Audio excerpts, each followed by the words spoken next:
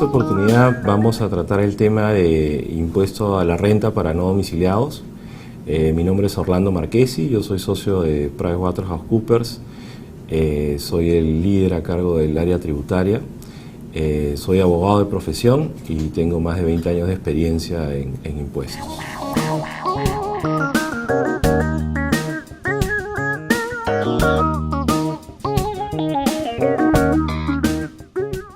Pasando al tema, vamos a analizar primero qué considera la ley como rentas de fuente peruana.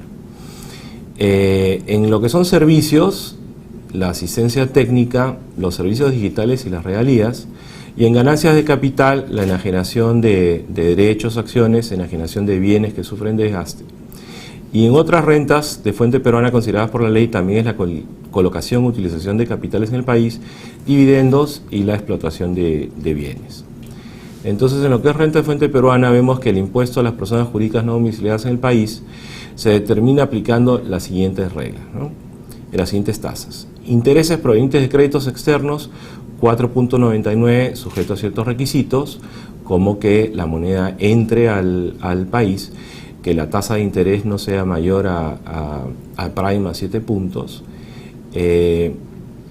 En los servicios digitales, en los créditos que no cumplan estos requisitos, la tasa de retención es 30%, lo mismo que para créditos entre empresas vinculadas. Los servicios digitales y regalías están grabadas al 30%, los dividendos y otras formas de distribución de utilidades recibidas por personas jurídicas domiciliadas 4.1%, la asistencia técnica 15%, sujeta a ciertos requisitos como vamos a ver más adelante, y las otras rentas 30%. Con respecto a los intereses por créditos, la ley dice que se considera renta de fuente peruana, entre otras, las producidas por capitales, así como intereses, comisiones primas y toda suma adicional al interés pactado por préstamos, créditos u otra operación financiera. Cuando el capital está colocado o utilizado económicamente en el país o cuando el pagador es un sujeto domiciliado en el país. Entonces, como decíamos, se aplica la tasa reducida de 4.99 en vez de la de 30%, siempre que se cumpla con los siguientes requisitos. Uno, como decíamos hace un momento, que se acredite el ingreso de los fondos al Perú por el sistema financiero peruano, que la tasa sea prime más 6 o LIBOR más 7, es lo que recientemente ha sido modificado solamente a prime más 7, destinada a cualquier finalidad relacionada con el giro del negocio o actividad gravada, así como la refinanciación de los préstamos. O sea, tiene que haber causalidad, el préstamo tiene que servir para la generación de renta en Perú, que esté destinado a cualquier, por eso lo que indica la norma es que esté destinado a una finalidad del giro del negocio, ¿no? Que no exista vinculación económica entre las partes, puesto que en ese caso sería 30% de la retención, y que la operación no sea considerada un back-to-back, ¿no? ¿Qué quiere decir eso? Es que la intervención del acreedor no domiciliado no tenga como propósito encubrir una operación de crédito entre partes vinculadas. Había hasta el año anterior que presentar una declaración de no encubrimiento. Esa declaración ha sido eliminada, ya no es necesario que la entidad financiera internacional presente una carta diciendo que no está encubriendo un préstamo, pero eso no quiere decir que la Administración Tributaria no tenga la facultad de pedir la información pertinente para determinar si el préstamo es considerado un back-to-back o no. ¿Y qué cosa es un back-to-back? No es más que, por ejemplo, un préstamo donde una matriz extranjera le preste dinero a su subsidiaria a través de un banco, es decir, colocar un depósito en un banco extranjero para que el banco a su vez le preste ese mismo dinero a la subsidiaria peruana. Entonces, en esos casos, de advertir la Administración Tributaria que existe un back-to-back, la retención será de 30% y no de 4.99%. Sobre este punto cabe señalar que como la ley peruana también establece un límite a la deducción de intereses para lo que son préstamos entre vinculadas, de una relación a 3:1 deuda capital, en caso, consideramos nosotros, que la Administración Tributaria pudiera advertir de que existe un back-to-back, podría incluir ese préstamo, no obstante bancario, como deuda vinculada y determinar si está o no dentro del rango del 3:1 para ver si el interés en exceso al 3:1 resulta reparado. Con respecto a dividendos, la tasa aplicable a los no domiciliados para dividendos es de 4.1%. La entidad domiciliada que distribuye tales dividendos debe retener el monto correspondiente a dicha tasa. Las personas jurídicas que acuerdan la distribución de dividendos retendrán el 4.1% de los mismos, excepto cuando la distribución se efectúa de personas jurídicas domiciliadas. En ese caso no está grabado con el 4.1% hasta que esa otra persona jurídica domiciliada que recibió los dividendos a su vez los reparta a personas naturales o a personas jurídicas no domiciliadas. La Junta General de Accionistas acuerda con fecha 30 de diciembre del 2009, por ejemplo, la distribución de utilidades, ¿no? Con fecha 30 de enero se distribuye y se pagan las utilidades. Entonces, la pregunta en este caso es ¿cuándo nace la obligación de retener? ¿Qué dice esto es con respecto a una sociedad anónima o una sociedad comercial de responsabilidad limitada, porque las sucursales tienen otra regla. Pero yendo al caso pertinente, tenemos una situación donde se toma primero el acuerdo para la distribución y luego que se efectivice ese acuerdo con posterioridad al año siguiente. Entonces, ¿cómo es que consideramos nosotros que debe tributarse aquí? Si bien es cierto, hay una referencia general a que el 4.1% nace cuando se toma el acuerdo, hay que tener presente que el artículo 76 de la Ley de Renta establece específicamente para el caso de los no domiciliados que la obligación nace con el pago. Entonces existe una diferencia aquí entre el tratamiento que le otorga la ley para el caso de dividendos pagados a personas jurídicas, a personas naturales domiciliadas en el país, de aquel que corresponde a personas jurídicas o naturales domiciliadas en el exterior. En el primer caso, la obligación de retención del 4.1% nacerá en el momento en que se tome el acuerdo, pero en el segundo caso, tratándose de accionistas no domiciliados, nacerá en el momento en que se realice el pago. Con respecto a las sucursales, tenemos que estas se entenderán distribuidas en la fecha del vencimiento del plazo para la presentación de la declaración jurada anual del impuesto a la renta, considerándose como monto de la distribución la renta disponible a favor del titular del exterior. La base de cálculo en este caso comprende la renta neta de la sucursal incrementada por ingresos por intereses exonerados y dividendos u otras formas de distribución de utilidades que establece la ley u otros conceptos disponibles que hubiesen generado en el ejercicio. Ahora hay que tener presente que para el caso de las personas jurídicas, ahora sí los intereses bancarios están gravados, pero recordemos que las sucursales podrían generar rentas de fuente extranjera y no estar gravadas con la ley peruana, no están gravadas con el impuesto a la renta. Pero en este caso, si tengo rentas exoneradas, lo que indica la norma es que el 4.1 sí aplica sobre ellas, ¿no?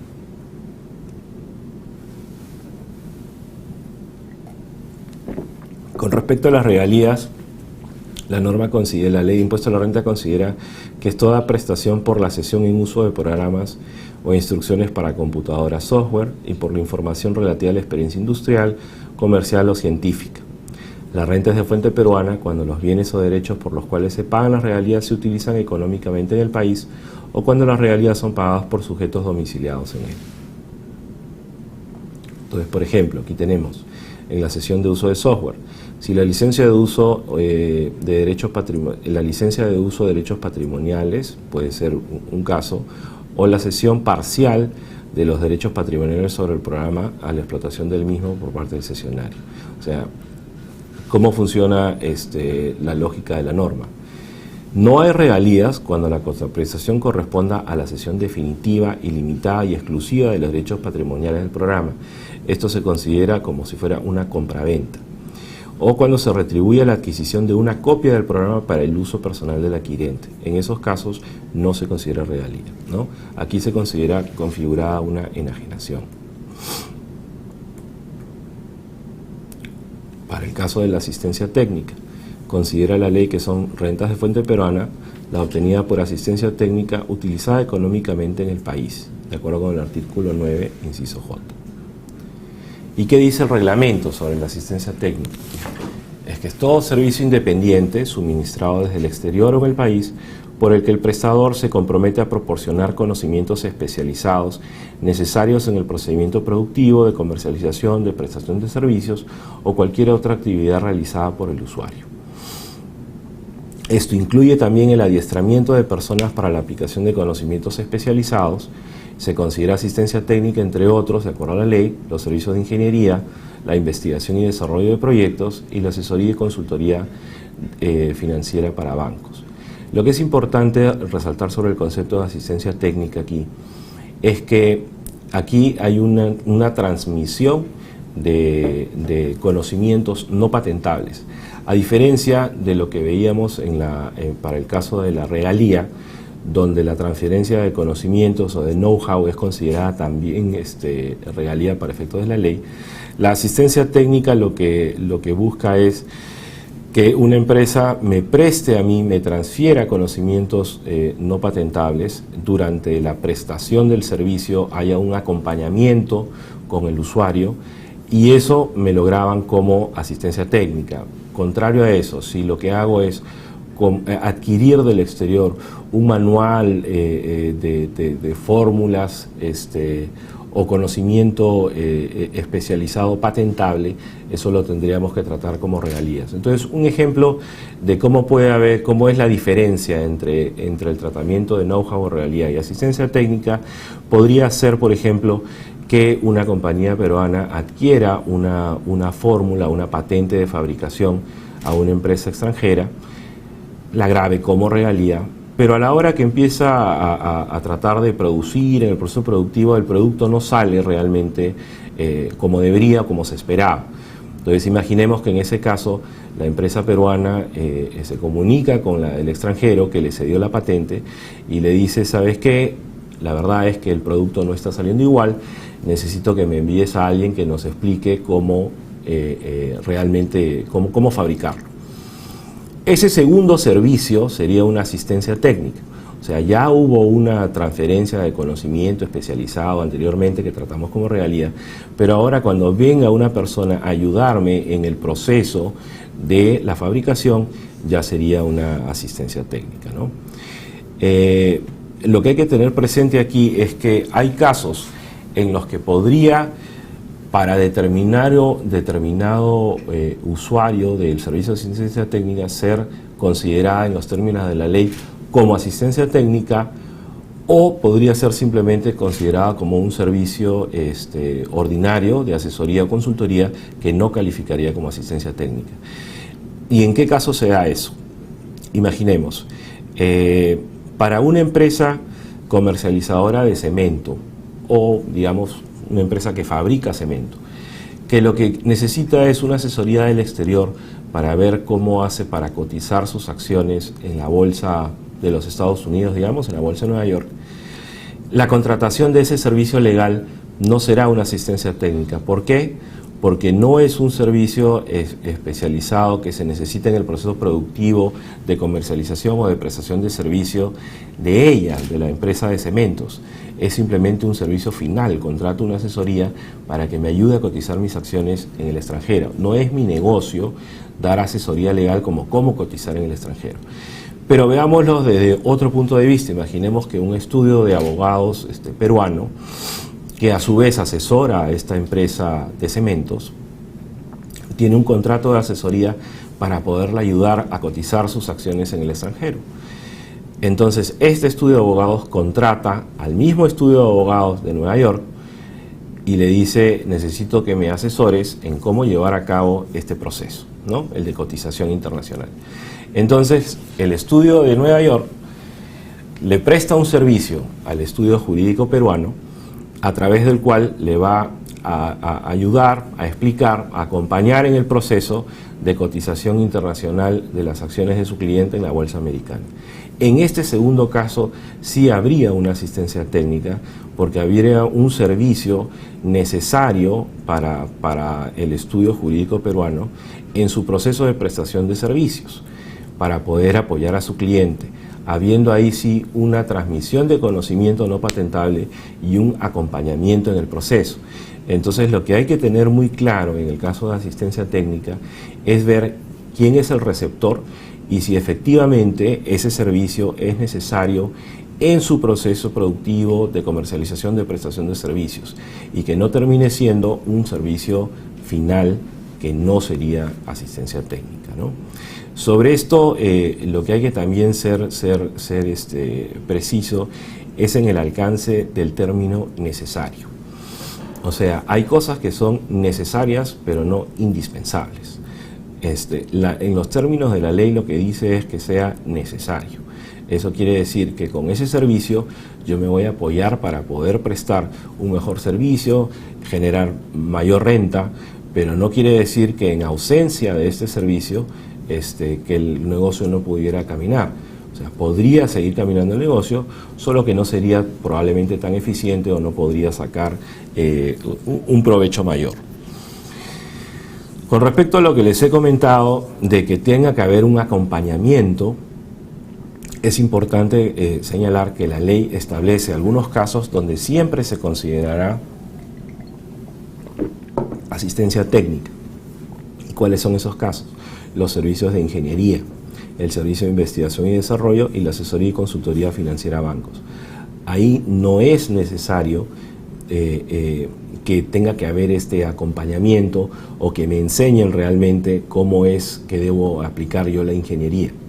Entonces vemos que en el reglamento va a establecer, como vamos a ver seguidamente, cuáles son los servicios de ingeniería que se consideran asistencia técnica, pero primero veamos cuáles son los que no se consideran asistencia técnica.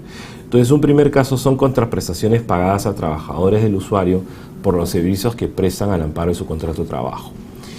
Los servicios de marketing y publicidad no los considera asistencia técnica la ley. Las informaciones sobre mejoras, perfeccionamientos y otras novedades relacionadas con patentes de inversión, procedimientos patentables y similares. Las actividades que se desarrollan a fin de suministrar información relativa a esa experiencia industrial, comercial o científica, que sería know-how y que estaría grabado en la ley bajo regalía.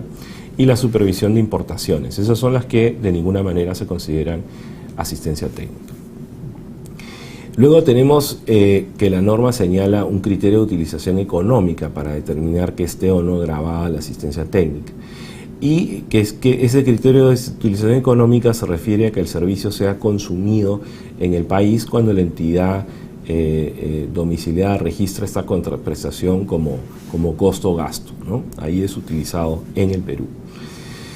Entonces tenemos que la empresa no domiciliada le presta un servicio a la empresa domiciliada en Perú y están sujetos a esta tasa de retención del 15%.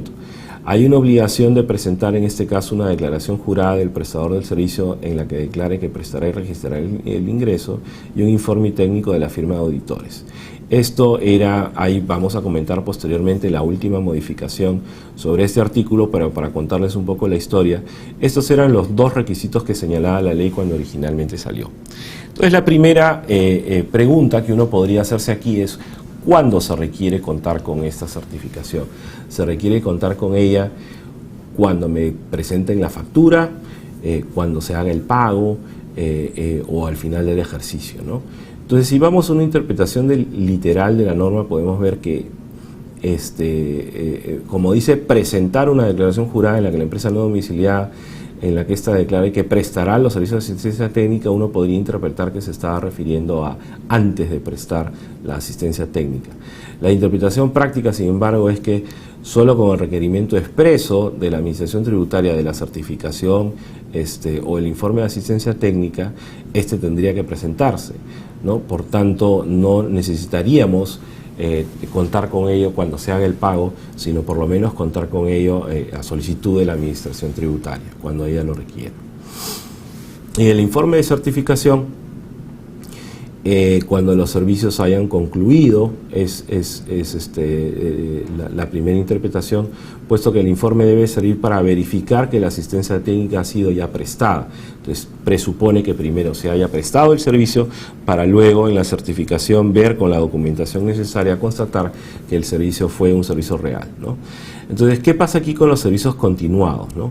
En cada oportunidad en que surja la obligación de efectuar la retención, habría que pedir una certificación o cuando se pague, cada vez que se pague. Entonces, lo más sensato en este caso consideramos que es contar con la certificación al final del servicio o cuando menos una vez al año para el caso de servicios de ejecución continuada. Y evidentemente tener esto disponible antes que la administración tributaria lo requiera. Esta es la última modificación que les comentaba, que salió en agosto del año pasado. Y entonces el informe de certificación, a partir del 1 de enero del año 2013, o sea, esto entra en vigencia para este presente año, el informe de certificación solo se requerirá cuando la retribución por servicio supere 140 UITs, vigentes al momento de la celebración. En efecto, el nuevo texto de la Ley de Impuesto a Renta dispone lo siguiente, textualmente. El usuario local debe obtener y presentar a la SUNAT un informe de una sociedad de auditoría en el que se certifique que la asistencia técnica ha sido prestada efectivamente, siempre que la prestación por los servicios de asistencia técnica comprendidos en el mismo contrato, incluidas sus prórrogas o modificaciones, supere los 140 UITs vigentes al momento de la celebración.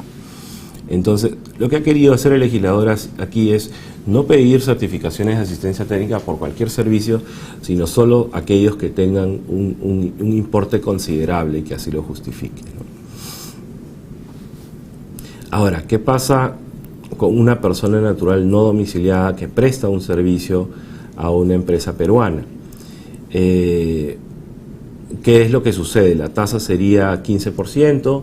¿La tasa sería 30% o sería 24% por el tratamiento que le da la ley peruana a las rentas de persona natural de cuarta categoría? ¿Qué tenemos aquí? Disculpen, regresando a este tema. El artículo que establece el 15% como retención es el artículo que señala las rentas de personas jurídicas no domiciliadas. Entonces no existe, en este caso no podríamos aplicar la retención del 15% a una persona natural no domiciliada, puesto que la ley solo se ha puesto en el caso de persona jurídica domiciliada. Por tanto, en caso que fuera una persona natural que prestara el servicio, ya no podría aplicarle la tasa del 15%, tendría que aplicarle la tasa que prevé la ley para las personas jurídicas no domiciliadas prestando servicios independientes en el Perú, que de acuerdo con la Ley de Impuesto a la Renta, el artículo 76, corresponden que tributen sobre el 80% de la renta que generan. Entonces, 30%, que es la tasa de no domiciliados, aplicada sobre el 80% de la renta, da un 24% de tasa efectiva final.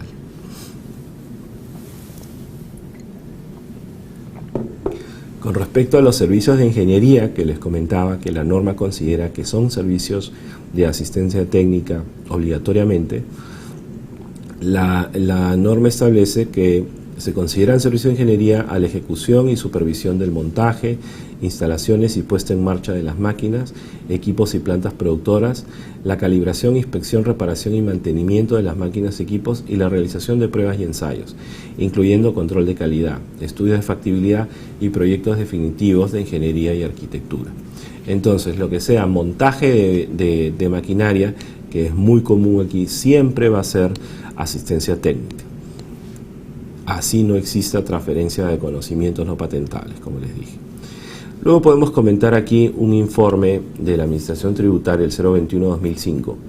¿Qué decía este informe? Dice en la conclusión: en la medida en que el servicio prestado por un no domiciliado consiste en realización de pruebas y ensayos de laboratorio para determinar la pureza de los minerales, lo cual se efectúa íntegramente en el exterior, implica que se efectúen pruebas y ensayos, incluyendo el control de calidad. El indicado servicio configuraría uno de asistencia técnica, opina la Administración, pues el mismo constituiría un servicio de ingeniería en los términos descritos por el inciso C del artículo 4A del reglamento de la ley. Entonces, si regresamos a la definición, vemos que efectivamente la definición habla sobre que existen pruebas y ensayos, ¿no? Si hay pruebas y ensayos que se efectúen en la prestación del servicio, la norma los considera asistencia técnica. Ahora, en el caso específico de la consulta que se hizo a la Administración Tributaria, lo que se estaba discutiendo aquí, o lo que se explicó, es que son pruebas y ensayos para determinar la pureza de los minerales, que son en realidad pruebas que realizan los químicos y no necesariamente los ingenieros. Pero bueno, la Administración Tributaria ha opinado que por el hecho de que se efectúen pruebas y ensayos, sí se configura una asistencia técnica. En la medida en que la opinión de la Administración Tributaria la obliga, entonces en la industria minera, por ejemplo, cuando se mandan las pruebas al exterior, se han considerado que esto efectivamente es una asistencia técnica y las empresas lo tratan como tal. Cabe señalar que de no considerarse que esto fuera asistencia técnica, ¿cómo lo grabaríamos? Bueno, la verdad es que no estaría grabada por la ley de renta, dado que este es un trabajo que se realiza en el exterior. Al realizarse en el exterior, no hay renta de fuente peruana y la única forma de grabarlo es que se considere asistencia técnica. Entonces, en este caso, como les digo, no obstante pueda ser discutible que estas pruebas no son realizadas por ingenieros, sino por químicos, la opinión que tiene la Administración Tributaria es que sí se considera que es asistencia técnica, y es hasta donde tenemos conocimiento de la forma en que las empresas mineras están tratando a las pruebas y ensayos sobre los minerales, ¿no? Luego podemos comentar, aquí hay una carta 133/2008 de la SUNAT, donde se le preguntó a la Administración si un servicio era o no, cuáles eran las condiciones que debía cumplirse para que un servicio sea o no asistencia técnica. La Administración contestó que no resulta establecer a priori si un servicio en particular, como servicios legales o servicios de asesoría sobre temas financieros, de recursos humanos, de administración, tesorería, etcétera, califican como una asistencia técnica para efecto de la legislación del impuesto a la renta, toda vez que la clasificación de un determinado servicio como asistencia técnica demanda un análisis de características propias, ¿no? Entonces, para determinar si nos encontramos en un servicio que califique como asistencia técnica, cuya retribución constituye renta fuente peruana, será necesario establecer en cada caso concreto la configuración de los elementos constitutivos dispuestos en el C del artículo 4 del reglamento.